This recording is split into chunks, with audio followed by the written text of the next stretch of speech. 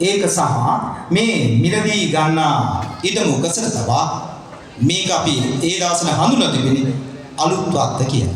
මේ අලුත් වත්ත එතුමන් මිලදී ගන්න.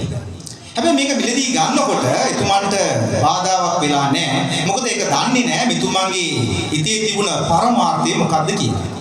නමුත් ඒක ටික දවසක් යනකොට මෙතන බෞද්ධ කටයුතු ආරම්භ වෙනකොට ඔන්න විරෝධතාවයක් පැනනගෙනවා මේ ඉන්න ප්‍රභූන්ගේ. නමුත් එතුමන් ඒ සම්බන්ධයෙන් නොසෙල්ලී කටයුතු කරනවා. මේ වකවානුව 1924 මේ මාසේ 11 වන දින සංසයිඩ් නිවසේදී ආතර් වීදියේ ශ්‍රී මතානන්ගේ ප්‍රධානත්වයෙන් ශ්‍රී ලංකා බෞද්ධ සමිතිය පිහිටුවා ගන්න ලබනවා. මේ බෞද්ධ සමිතියේ ආරම්භක උත්සවය මේ අපේ පාසල බෝමළුව බෞද්ධ මන්දිරයේ තිබෙනවා. ඒ මිලදී ගත්ත අලුත් වත්තේ තනවා පොල්ලතු මඩුව. අනේකේ පවත්වන්නට යෙදෙනවා සමාරම්භක උත්සවය ශ්‍රී ලංකා බෞද්ධ සමිතිය. ඒ වෙනකොට ක්‍රමක්‍රමයෙන් බෞද්ධ මන්දිරය ආරම්භ කිරීමේ කටයුතු ආරම්භ කළා තියෙනවා. ඉදිකිරීමේ කටයුතු ආරම්භ කළා තියෙනවා.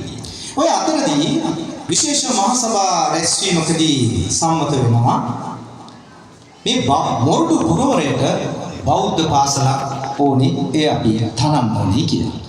ඒ මහසභා රැස්වීමේදී සම්මත වෙන අදහස ක්‍රියාවට නැංවීමට කාරක සභාවක් පත් කරන ලබනවා. ඒ කාරක සභාවේ අධ්‍යක්ෂවරුන් ලෙස ආතර් වීදියස් මැතිතුමන්, ඒ වගේම පීඩස් කුලරත්න මැතිතුමන්, ඒ වගේම ජී.පී. මල්ලසේකර යන මැතිතුමන් මහතුරුන් අධ්‍යක්ෂවරුන් ලෙස පත් වෙනවා. ඒ වගේම එම්.ජේ.සී. ප්‍රනාන්දු මැතිතුමන් සභාපති සහ භාණ්ඩාගාරික ලෙස පත් වෙනවා. ඒ වගේම කිව්.සී. ප්‍රනාන්දු මැතිතුමන්, W.I.සෙක් ද මේල් මැතිතුමන්, එම්.එල්. සල්ගාදු මැතිතුමන් ලේකම්වරු වශයෙන් කටයුතු කරමින් මේ පරමාර්ථය මුදුන් පමුණවා ගන්නට අවශ්‍ය කටයුතු සම්පාදනය කරනවා.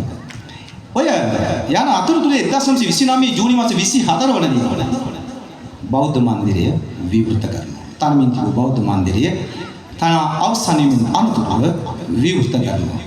ඒ විවෘත වන දිනේදී මොරටු මහා විද්‍යාලය සඳහා මුල්ගල තබනවා. ඒ අනුව මුල්ගල තබන්නට දුනා මොරටු මහා විද්‍යාලයේ. එතකොට මේ මොරටු මහා විද්‍යාලය එවන් නැත්නම් මොරටුවේ බෞද්ධ ඉංග්‍රීසි